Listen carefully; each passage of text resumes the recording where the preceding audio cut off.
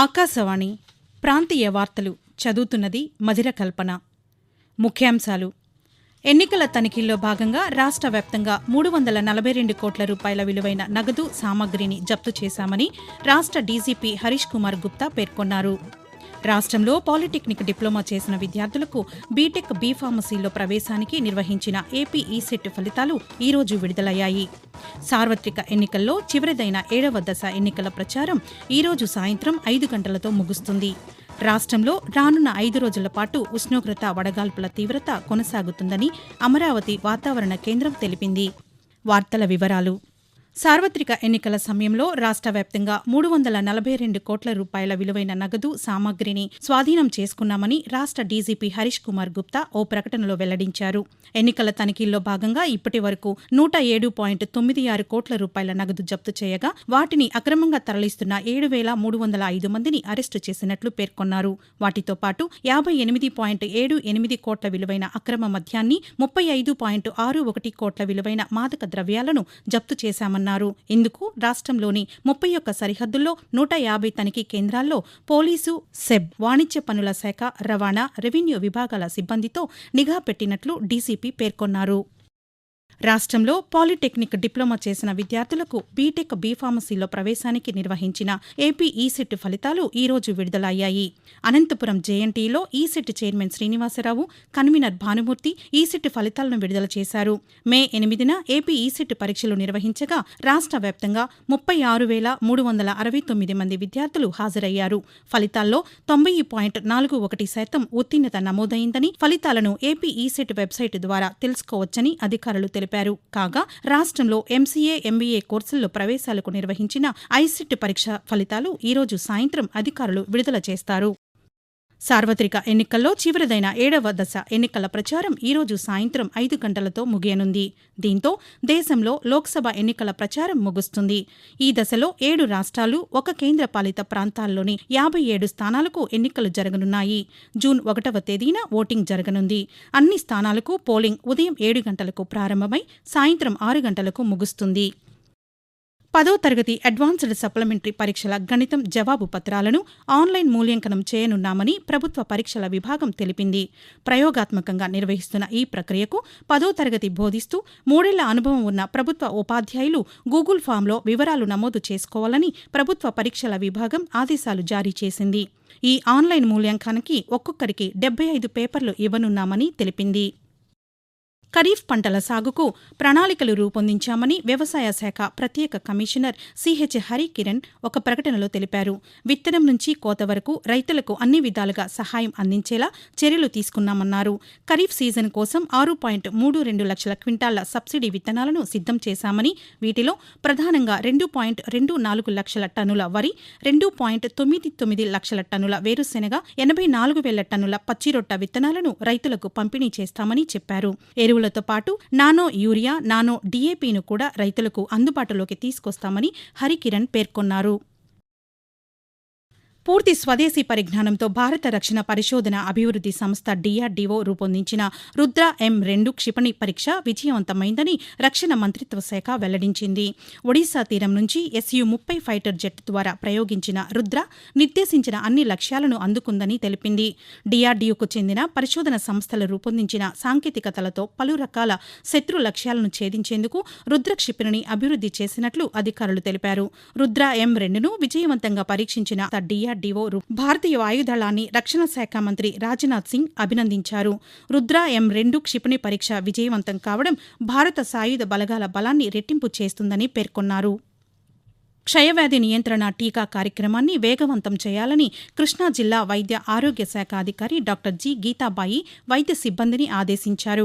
నిన్న మచిలీపట్నంలో వైద్యాధికారులు సిబ్బందితో ఆమె సమీక్షా సమావేశాన్ని నిర్వహించారు. ఈ సందర్భంగా గీతాబాయి మాట్లాడుతూ వైద్యాధికారులు సిబ్బందికి కేటాయించిన లక్ష్యాలను వేగవంతంగా పూర్తి చేయాలన్నారు. వర్షాకాలంలో వచ్చే వ్యాధుల నియంత్రణపై ప్రత్యేక దృష్టి సారించాలన్నారు.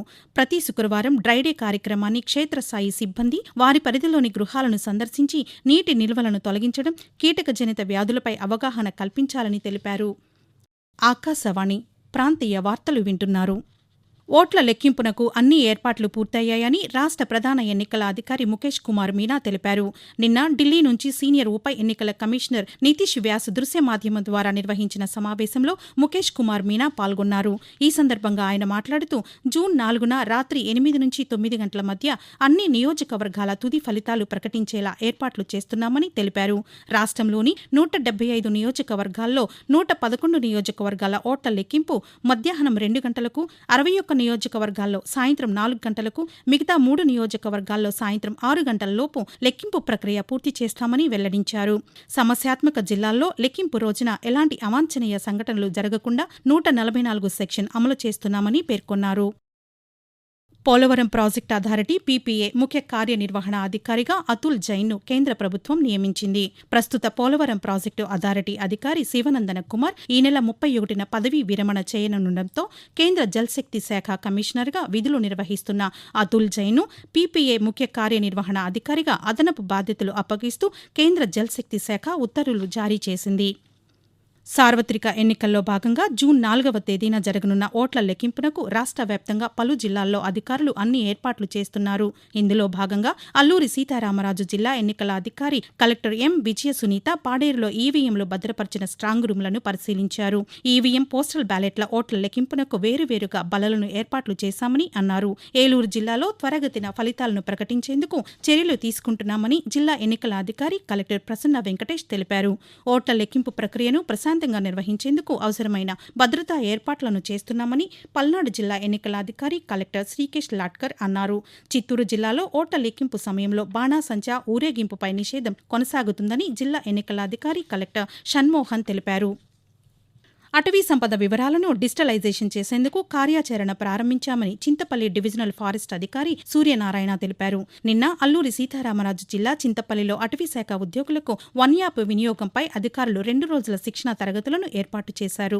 ఈ సందర్భంగా సూర్యనారాయణ మాట్లాడుతూ క్షేత్రస్థాయిలో అటవీ సంపదను జీపీఎస్ సహాయంతో చిత్రాలతో కూడిన ఖచ్చితమైన సమాచారాన్ని డిజిటలైజేషన్ చేయడం వల్ల నిర్దిష్టమైన సమాచారం తెలుసుకునే వీలుంటుందని వివరించారు. వాతావరణం. రాష్ట్రంలో రానున్న 5 రోజుల పాటు ఉష్ణోగ్రత, వడగాల్పుల తీవ్రత కొనసాగుతుందని అమరావతి వాతావరణ కేంద్రం తెలిపింది. ఉదయం 11 గంటల నుండి సాయంత్రం 4 గంటల వరకు ప్రజలు ఇళ్ల వద్దనే ఉండాలని, అత్యవసరమైతే తప్ప బయటకు రావద్దని విపత్తుల నిర్వహణ సంస్థ హెచ్చరించింది. ఎండ దెబ్బ తగలకుండా జాగ్రత్తలు తీసుకోవాలని సూచించింది. కాగా నిన్న రాష్ట్రంలో 195 మండలాల్లో తీవ్ర వడగాల్పులు, 147 మండలాల్లో వడగాల్పులు వీశాయని పేర్కొంది. రాష్ట్ర ప్రధాన ఎన్నికల అధికారి ముఖేష్ కుమార్ మీనా ఈరోజు కృష్ణా, పశ్చిమ గోదావరి జిల్లాల్లో ఈవీఎంలు భద్రపరిచిన స్ట్రాంగ్ రూమ్ ఓట్ల లెక్కింపు కేంద్రాలను పరిశీలించారు. కృష్ణా జిల్లా మచిలీపట్నంలోని కృష్ణా విశ్వవిద్యాలయంలో కౌంటింగ్ కేంద్రాలను, స్ట్రాంగ్ రూమ్లను తనిఖీ చేసి అధికారులతో ఓట్ల లెక్కింపు ఏర్పాట్లపై సమీక్ష నిర్వహించారు. అనంతరం పశ్చిమ గోదావరి జిల్లా భీమవరం చేరుకుని ఎస్ఆర్కేఆర్ ఇంజనీరింగ్ కాలేజీ, విష్ణు కాలేజీలలో ఏర్పాటు చేసిన కౌంటింగ్ కేంద్రాలను, స్ట్రాంగ్ రూమ్లను తనిఖీ చేశారు. ప్రాంతీయ వార్తలు ముగించే ముందు ముఖ్యాంశాలు మరొకసారి. ఎన్నికల తనిఖీల్లో భాగంగా రాష్ట్ర వ్యాప్తంగా 342 కోట్ల రూపాయల విలువైన నగదు, సామగ్రిని జప్తు చేశామని రాష్ట్ర డీసీపీ హరీష్ కుమార్ గుప్తా పేర్కొన్నారు. రాష్ట్రంలో పాలిటెక్నిక్ డిప్లొమా చేసిన విద్యార్థులకు బీటెక్, బీఫార్మసీల్లో ప్రవేశానికి నిర్వహించిన ఏపీ ఈసెట్ ఫలితాలు ఈ రోజు విడుదలయ్యాయి.